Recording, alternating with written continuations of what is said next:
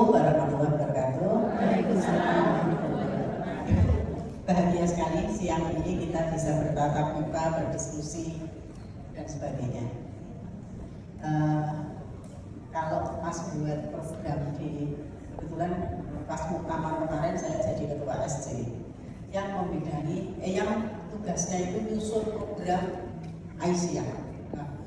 Dia satu-satu per majelis dan lembaga yang dibayangkan oleh kita yang di pusat itu kan ingin menggerakkan sampai di akar. Bagaimana programnya ditangkap? Misalnya suara itu wujudnya ini kalau ini rupanya ini gitu ya. Tapi sampai daerah itu beda-beda. Ya, karena ada 480 daerah di Indonesia yang tidak senang baca tuntunan, cuma lihat di WA, nanti berkreasi sendiri. Kira-kira waktu saya dan teman-teman SC buat program itu memang yang ada di kepala kita, bagaimana teman-teman di akar rumput itu bisa menjalankan. Baik, siang ini kita ketemu, jadi nanti monggo kalau saya bisa menjawabnya nanti saya jawab, kalau tidak menjadi catatan saya. Ibu sekalian, aktivis dan pimpinan dan anggota atau semua pimpinan ini, semua pimpinan ya, pimpinan organisasi. Saat ini dakwah kita itu tantangannya tidak lebih mudah. Udah digital, harus ketemu se Indonesia nggak Zoom cepat gitu ya. Tapi ada tantangan yang cukup besar ya. Pertama, kalau bidang keagamaan itu, faham keagamaan di antara kita itu masih berbeda-beda. Merasakan ya? Apalagi di Jawa Timur yang kental dengan asbaja gitu ya. Kita yang tasdid gitu, bagaimana? Amar tujuannya Aisyah itu apa tuh? Dakwah amar ma'ruf nahi munkar dan tasdid dengan pemikiran itu. Maka periode ini juga dimulai ada majelis tabligh dan ketarjihan karena ruhnya itu ruh tasdid tadi ya. Karena banyak teman-teman kita di anggota, pimpinan dan anggota ini rasa sesuai kalau tuntunan tasdid. Merasa nggak ini? Saya langsung ya, soalnya waktunya mepet jadi orang kembang-kembang gitu saya ngomongnya. Nah, paham keagamaan yang berbeda-beda ini, mari kita pelajari terus supaya kita lebih kental, tahu oh sak janjane sing digawa persyarikatan kuwi sing kaya ngopo to. Oh maksud kita suruh banget gitu. Saya merasa gitu. Ada yang oh tidak, itu jadi perdebatan ramai. Kalau di grup Facebook itu saya melihat dialog tentang paham keagamaan di Muhammadiyah itu ramai ya, ramai hidup. Nah, monggo ibu-ibu sekalian kita tingkatkan terus bagaimana kita bermuhammadiyah dengan lebih baik, jangan berhenti ya, jangan berhenti. Yang berikutnya dinamika masyarakat global ya. Tadi ada tentang cerita ya, tentang cerita untuk anak-anak TK, tentang makanan dan sebagainya. Terus tadi ada catin itu ya Bu ya, disuruh data catin calon pengantin. Sekarang ini ibu-ibu, ini saya cerita yang mungkin di dekat rumah ibu belum ada. Ya. Tapi sekarang orang itu berkampanye child free, betul nggak? Nggak punya anak, rekoso biar anak. Jadi kampanyenya itu child free, bebas dari anak. Ya. Berkembang ini isu. Ya. Jadi kalau ibu-ibu baca di medsos itu segera ya memang yang lainnya yang mengkhawatirkan di dunia anak muda sekarang. Jadi sekarang ini yang banyak kan anak muda. Usianya tadi anak muda yang banyak. 50% itu dibully oleh usia 17 tahun ke atas sampai usia 35. Atau sekarang ini bahasanya ada gen milenial, ada gen Z, alpha, beta. Kalau yang lahir pada Juni 2025 itu sudah generasi beta. Sebelumnya generasi alpha. Jadi cucu saya ada yang generasi alpha, ada yang yang kita udah nggak ada nih, semua udah yang sebelumnya Gen-Z itu gayanya udah beda. Nah, dakwah kita itu juga harus terus berkembang sesuai dengan tuntutan zaman. Maka membuka diri. Maaf yang sudah senior, saya sudah 67 tahun ya Bu ya, terak rasa ya. Ya rada sadelingnya nek umure ya Bu ya. Tapi kok ngerti-ngerti ngerti-ngerti berbeda pendapat terus dengan cucunya. Kok nggak jadi nggak tanggung jawab terhadap ya beberapa hal misalnya. Cara pandangnya sudah beda, yang dimakan sudah beda. Ya tadi saya singgung di ceramah. Ibu, anak muda sekarang itu juga istilahnya agnostik. Percaya Tuhan, ada Tuhan saya ini diciptakan oleh Tuhan, tetapi tidak percaya ajarannya. Itu anaknya tokoh-tokoh Muslim ya banyak yang yang terkenal paham agnostik. Saya tidak menakut-nakuti, tidak membuat pesimis, tetapi kita hidup di era digital, ya. Kalau orang bilang 4.0 gitu ya, eranya 4.0 itu apa-apa digital. Saya itu punya usaha.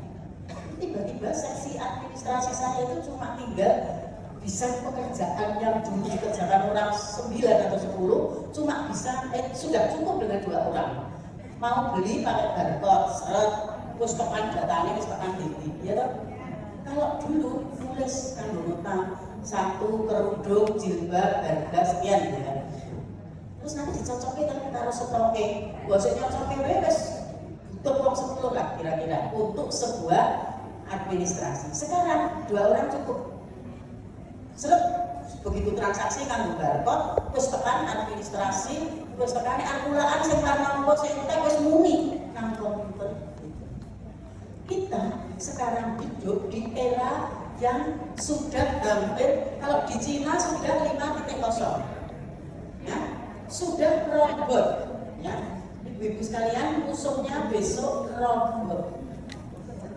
Besok kalau sopir di Cina itu sopirnya sudah sebagian menggunakan robot. Jadi era 5.0, ya. Nah, ini ibu-ibu yang guru-guru yang TK Aba dan sebagainya ini tantangannya akan berat. Nah, ibu-ibu sekalian, kenapa saya memulai dengan cerita tantangan supaya kita lebih cepat memposisikan diri kita. Oh, yang kita hadapi besok itu seperti itu. Kita tidak kaget, kita tidak ketinggalan info dan sebagainya. Silakan dalami sendiri. Baik ibu, alhamdulillah. Aisyah itu punya kelebihan yang harus kita pegang betul, ya. Pertama, organisasinya itu kuat, ya. Organisasinya itu kuat. Gak ada organisasi ciri organisasi yang bertahan itu misinya jelas. Misinya itu jelas. Kita ini kan jelas misinya, amar ma'ruf nahi munkar, itu tujuannya jelas. Melakukan perubahan dengan dinamis. Ada muktamar, ganti pimpinan, ya, gawe programannya. Ada muktamar, bermuktamar itu ada musmil, bermusmil, musda, muscap dan sampai ranting. Ini kelebihan kita yang terstruktur dengan baik, ya. Ini harus dicatat, ya, bahwa kita itu cocok menjadi, disebut oleh peneliti Amerika bahwa organisasi kita ini organisasi yang lentur, gitu ya, organisasi yang lentur. Tetapi selain dinamis, tujuannya itu jelas, tujuannya jelas. Ya. Nah, yang berikutnya SDM kita juga lumayan, ya, walaupun kata Bu PDA, saya Ibu Pak Iza, saya tanya kalau di sini itu rantingnya itu sejumlah kelurahan di Gresik enggak? Belum. Berapa persen? 50% misalnya, ya. Nah, kalau Fatayat enggak, Fatayat itu malah lebih banyak dari kelurahan yang ada, ya. Kelurahannya Santos dia malah lebih, gitu ya Bu Pak Iza. Ya, karena memang orang Fatayat bukan muslimatnya, ya, itu sangat kental dalam politik praktis, ya. Politik praktis itu ya politik yang melalui partai politik, itu namanya politik praktis. Kalau kita berpolitik itu kan ngurusin kepentingan umat, itu politik ya. Tapi kita berpolitik, kata Pak Amin Rais, itu high politik, tidak pakai politik praktis. Politik praktis itu politik yang menggunakan alat namanya partai politik. Dalam demokrasi, pilarnya, Indonesia itu negara apa? Demokrasi. Tiangnya itu apa? Tiangnya diantaranya adalah partai politik, ada DPR, ya, itu tiang dari demokrasi. Nah, teman kita sebelah itu memang sadar politiknya lebih tinggi daripada orang kita. Ada nggak ini yang bekas anggota DPR itu? Ada. Saya aja suruh maju lagi, rasanya gila. Berat.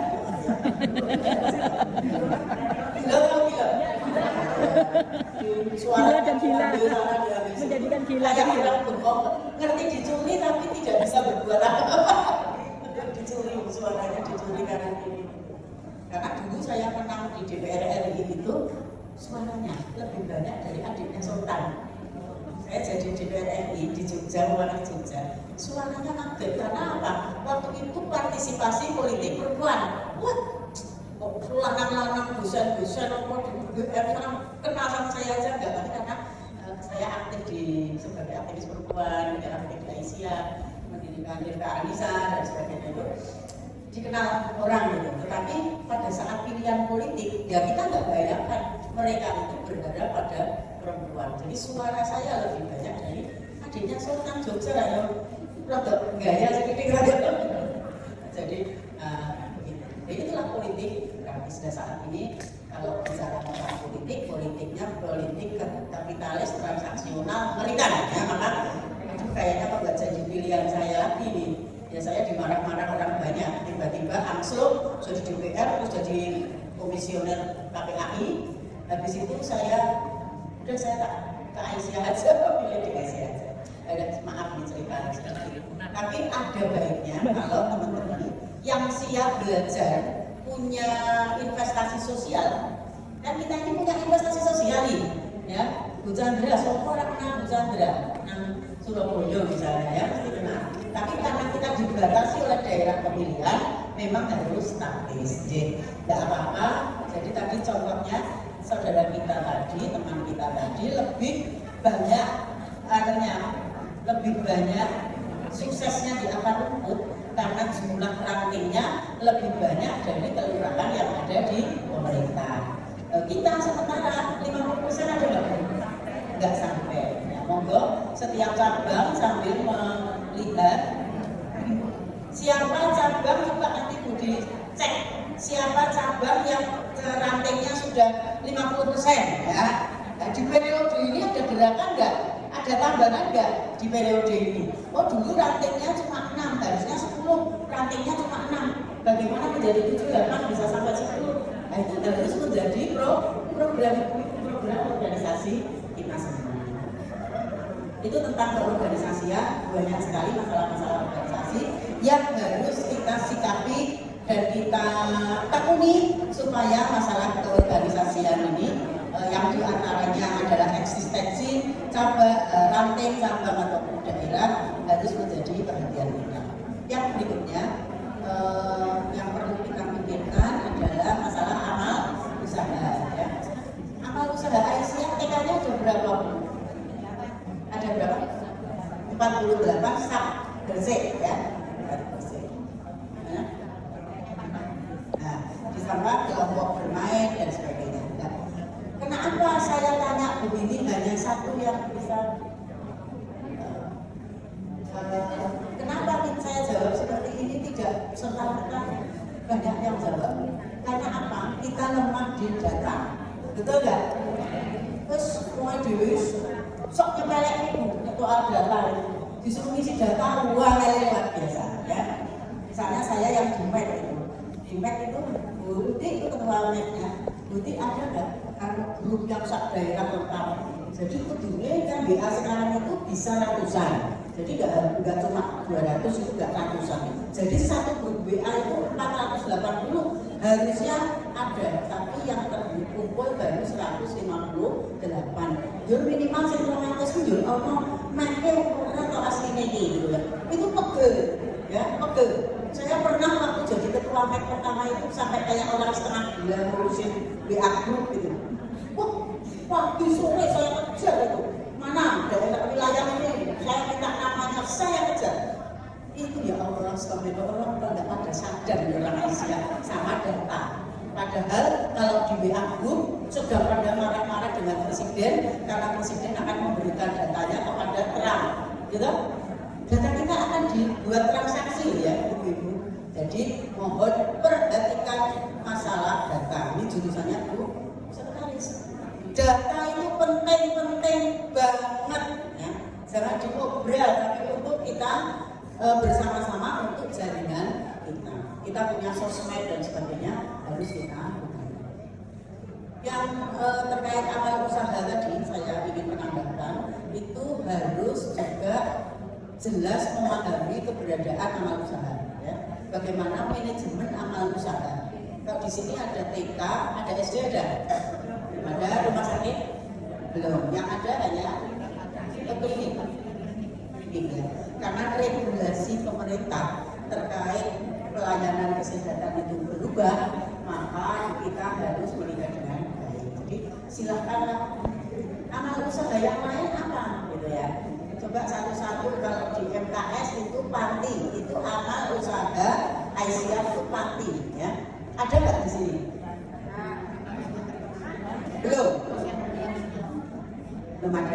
Belum ada amal usaha sosial. Amal usaha ekonomi ada nggak? Belum ada. Nah, koperasi itu apakah amal usaha atau bukan? Saya ingin cerita ya. Koperasi itu dilindungi oleh undang-undang di negara kita yang disebut Undang-Undang Koperasi, nomornya saya nggak lupa 24 atau apa ya, nomor Undang-Undang Koperasi. Siapa koperasi itu? Koperasi itu dilakukan oleh anggota koperasi. Pemilik koperasi siapa? Pemilik koperasi adalah anggota. Sehingga dia menjadi PRAT menjadi sesuatu banget gitu ya. Ada punya koperasi itu biasanya. Koperasi hubungannya dengan Aisyah gimana? Dia dilahirkan oleh Aisyah. Jadi Aisyah sebagai gerakan yang membantu meningkatkan derajat ekonomi dilakukan melalui melahirkan koperasi. Yang punya koperasi tadi siapa? Bukan Aisyah, tapi Aisyah ibunya. Yombina, iskoyo ibu karo anak. Itu koperasi Aisyah dan koperasi. Sudah paham ya? Jadi dia bukan amal usaha. Tapi bagaimana hubungan Aisyah dan koperasi itu bisa dituangkan di dalam AD dan ART koperasi. Sudah paham di sini ya? Oke. Berikutnya, kalau Aisyah pengen berbisnis, misalnya, yuk kita jadi distribusi center. Misalnya ada tawaran menjadi distribution center, menjual kebutuhan pokok. Pakai koperasi atau pakai apa? Bisa pakai koperasi. Tapi di dalam aturan atau pedoman amal usaha ekonomi Muhammadiyah ada yang namanya pedoman badan usaha milik Muhammadiyah, itu sudah dibuat dan sudah ada ketentuannya. Ibu harus tahu nomor siji ini AD dan ART ya. Terus habis itu baru kaidah, habis itu baru pedoman, habis pedoman ketentuan. Nah, habis itu baru panduan. Harus tahu kedudukannya. Ini tadi ada yang seragam IGB itu di bawahnya berdiri sendiri atau di bawahnya didas? Di bawahnya. Ya harus apa-apa harus dia itu dilahirkan oleh tuntunan, bukan oleh kaidah. Harus tahu yang melahirkan IGB itu apa. Ini keorganisasian itu mungkin sudah sering mendengarkan kalau pas DA tapi di Bali ini nggak apa-apa ya. Jadi jenjang keputusan di persyaratan itu harus dipahami. Jadi jangan ini gabah ya, ketua ini gabah menentukan ini meninggalkan majelisnya nggak bisa, karena igabah itu dilakukan oleh ketentuan, tingkatnya ketentuan jauh di bawah anggaran dasar dan jauh di bawah kaidah. Ada setelah ADART ada kaidah amal usaha, kaidah majelis dan lembaga. Itu ada majelis itu apa jenenge piye itu ditulis di dalam kaidah organisasi. Jadi paham ya ibu-ibu sekalian tentang bagaimana kita menjalankan amal usaha dan bagaimana jenjang aturan di organisasi. Nah, mudah-mudahan pertemuan ini memberi semangat kita yang punya amal usaha ya terus kepengen dalam amal usaha, yaitu wujud konkret dari niat kita berorganisasi. Demikian pengantar yang bisa saya sampaikan, mungkin lebih baik tanya jawab dan insya Allah akan